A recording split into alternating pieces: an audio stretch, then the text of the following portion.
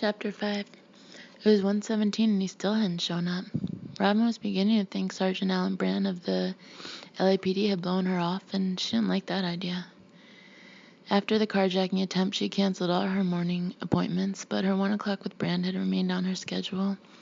It would take more than a near-death experience for her to postpone her first session with him. And now he was the one standing her up. She'd already called his home and his cell phone. No answer at either number. It was possible he'd been delayed by work or by traffic. Traffic was always a valid excuse in Los Angeles, but she didn't think so. Her gaze cut to the clock on the office wall, 1:18. Most likely he just didn't want to be here. Most cops weren't enamored of the profession of psychology. It was alien to their world. They thought it was safer not to look inside themselves, not to ask too many questions. To open up their emotions felt dangerous. There was no telling where it might lead. Better to drown all doubts and fears in alcohol and adrenaline, drink away the bad feelings, or chase them off with some cops and robbers action. If they really needed to talk, they would share what they felt with another cop. One of their own, someone who wore the badge and knew the job, not with some head doctor whose only contact with the criminal world came from books and university courses. Or so they thought. And especially not a woman doctor. No way a woman could understand them. Many of these guys had never had a deep, lasting relationship with a woman. They turned to women for sex, but they relied on their buddies for comfort. The clock ticked, 1:19. He should have been here at 1. No, earlier. She'd asked him to arrive a little before the hour, so he could complete the necessary paperwork. She remembered his sigh over the phone as he echoed, paperwork. It was the voice of a man who filled out too many forms. A nice voice, she thought at the time. Mellow, tugged down into a low register by world weariness. A man with that kind of voice might be cynical and tired, but he would not be empty inside. She looked forward to meeting him. She was still looking forward to it now, at 1:20 in the afternoon. For a second time, she called his cell number. No answer. She wasn't going to pace her office aimlessly for the rest of the hour. She intended to have a session with this man. If he wouldn't come to her, she would go to him. Quickly, she walked through the waiting room, out into the hall, locking the door behind her. The hall door afforded access to the lot behind the building where her battered Saab was still parked. She climbed into the car, wincing at the bullet hole and the spiderweb of fractures in the windshield. Sergeant Alan Brand worked out of the Newton area station. She looked it up in a city map book, then pulled out of her reserved space, heading east, avoiding the street where the attack had taken place. Not that the other streets were any safer. Her office was a few blocks from MacArthur Park, which had once been a place for family picnics, and was now the disputed territory of 3 rival gangs. A bad neighborhood, as the patrol officers had said. VFW, whatever that meant. She found herself clutching the steering wheel with both fists, aware of the rush of air through the glassless frame of the driver's side window. She kept the CD player off. She was not in the mood for Bach, and besides, she wanted to maintain full alertness. She hooked onto Hoover Street, heading south, and tried Brand's cell phone a third time without success. Then she left messages for the 2 other patients with appointments for this afternoon, asking them to reschedule.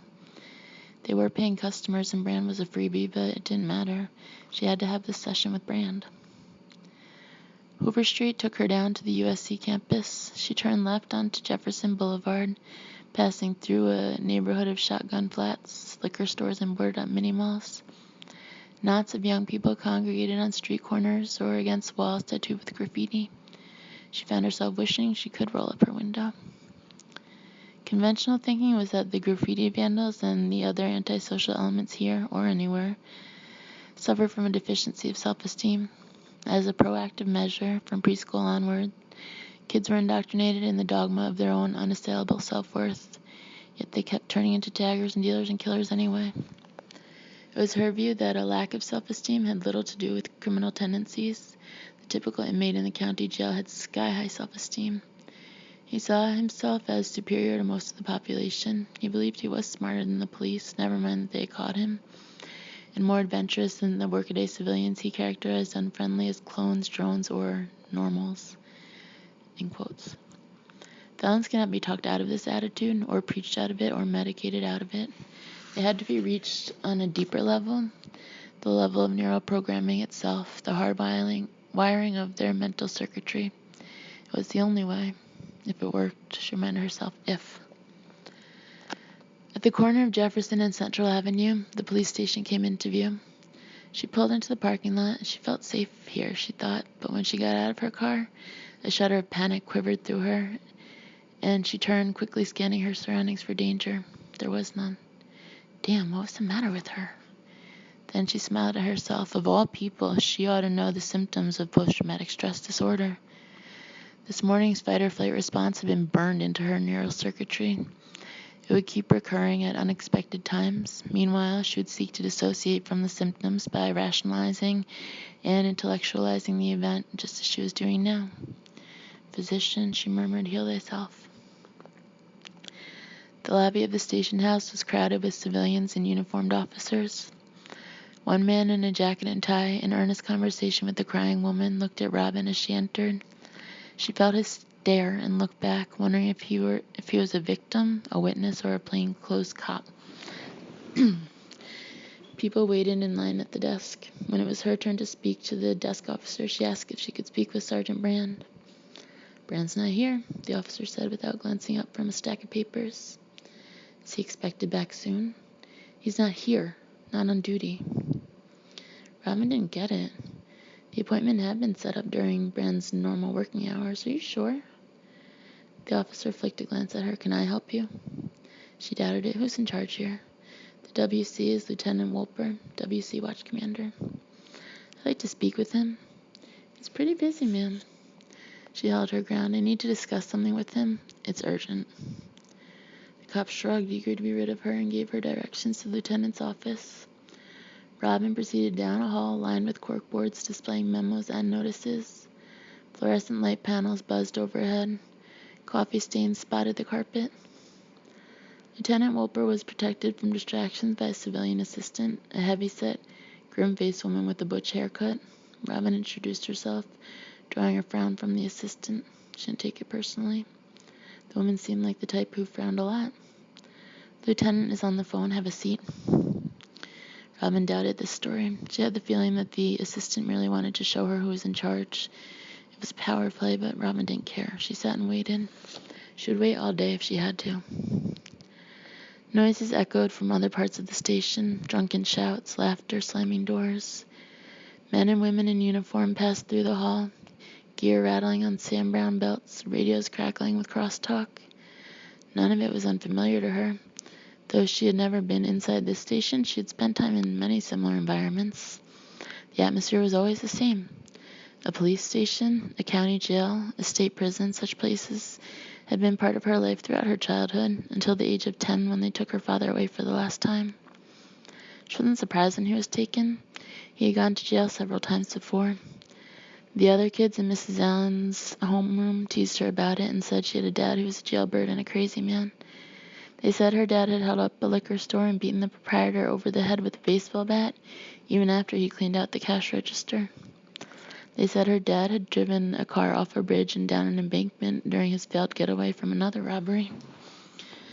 They said her dad was a drunken loser who got into fights in bars. She couldn't dispute any of this. It was all true. The next to last time her dad had gone away, Robin had asked her mother if he would ever get out. She'd been almost disappointed to hear that he would. Life was easier when her dad wasn't around. Not easier in the financial sense, not with her mom struggling to pay the bills and raise a 10-year-old daughter on her own, but easier emotionally. When her dad was around, the little house where they lived on the outskirts of Phoenix, in the fast-growing suburb of Paradise Valley, was hot with tension and the certainty of violence. Her dad had never lashed out at her, but he'd whooped Robin's mom plenty of times. Whooped her, that was what he called it when he got angry and took his fists to her face and backside. Sometimes he was drunk when he did it, but mostly he was just pissed off. He got mad all the time for no good reason. The TV picture was snowy, there was an overdue electric bill, his supper was too cold, his beer was too warm. Any little thing was enough to get him riled, and for the next few days, her mom would wear layers of makeup and long-sleeve shirts in the desert in summer in 100-degree heat. So Robin wasn't surprised when the police came and took her dad away. The timing might have been better. It was Christmas Eve after all, and this year they had a tree and presents and everything. Some of the relatives were there. Aunt Maisie from Denver, her mom's parents from San Diego, an aunt and uncle who'd driven up from Tucson, and naturally they made a fuss when the cops snapped the handcuffs on. Well, most of them did, though her grandparents sat quietly and watched with sad, knowing faces. Her mom begged the cops not to take him tonight, but her begging had a hollow sound as if it were a script she had memorized for the occasion. Nobody listened to her. Then the police car was gone, not even bothering to run its siren or flash its emergency lights, and the huddle of family was left behind in uncomfortable silence. "It's hard for you," Aunt Maisie said to Robin at one point. She shook her head and said with a child's bluntness, "What's hard is when he gets out." They all told her she didn't mean that, and she agreed, but secretly everyone knew she meant every word. Her mother served the Christmas ham. Nobody looked at the empty chair at the head of the table as the ham was sliced and doled out in the best china. When the meal was done, the presents were unwrapped. Robin retreated to her room, and there alone she cried. She knew she was crying for her father, but she didn't know why. He was a bad man and only got what he deserved. That was the hard logic she couldn't argue with, and yet there was a deeper truth she sometimes sensed. Her father was not always mean and dangerous and crazy. She remembered how he'd read from Treasure Island all night long when she had the flu, how she'd fallen asleep to his voice and awakened to find him still in her bedroom, watching her, the book shut in his lap. There had been other moments like that, a hug, a shared secret, a special gift, perhaps purchased with stolen money, but purchased for her. Moments when a different man had been her father, a man who did not carry her father's load of rage. That man was real, he existed, but most of the time he was buried inside a shell of crazed violence. It was the shell of her father who did the bad things. It was the shell who deserved to be carted off to prison. And the prison could have that part of him, but why did it have to take the other part? In her room that night, as on other nights, she pressed her palms together and prayed. Her prayer was simple. "Give him back to us," she whispered up at the moon hanging in her window. "Give him back." The real man, she meant. The man trapped inside the shell. But he never did come back. A week later, on New Year's Eve, her father was killed in a disturbance at the county jail where he had been housed awaiting trial for armed robbery and auto theft. Some inmates had attacked a guard. Other guards had broken out shotguns. The details were unclear, but at the end of it, her father and 2 other prisoners were dead. Robin had stopped praying after that. She hadn't prayed again for a long time. Robin Cameron? She looked up, startled out of her memories, and saw the man from the lobby who'd been watching her. A big man, tall and heavy-set. That's right. The psychiatrist, right? She stood, preferring to face him at eye level, but even standing, she was a head shorter than he was. "Yes," she said. "Bill Tomlinson, detective. I work the homicide table around here." He extended his hand, and she took it, feeling his strong grip. "What can I do for you, detective?" "I saw you come in. Recognized you from that award shindig a while back." The statement was innocuous enough, but she sensed an undertone of tension. "I wanted to talk to you if you've got a minute." "About?" "Sergeant Brand." "I can't discuss your patient's right, I know. The privileged thing like attorney-client, but Brand's not your patient yet, am I right?" "I can't confirm anything about his status, even whether I am or not treating him." He chuckled. "You're like the White House. Can't confirm or deny. Got it. But you can listen while I talk, right?" "Suppose so." "Look, I don't know Brand real well, but I see him around here. I work with him. He's a good man, Doctor. He's been through a lot." "I'm sure he has. Been treated like crap by the department, too. You know, they gave him only 2 days off after the shooting. 2 days of stress release, then he's back on the job. That seem fair to you?" "No, but that's something you'd have to take up with the appropriate authorities." "Oh, I'm just venting some steam. I could go on all day about the way they treat us." He shrugged away the topic, "but that's not the point. What you need to know is how they're treating you." "Me?" "You want my opinion, Dr. Cameron? They're setting you up.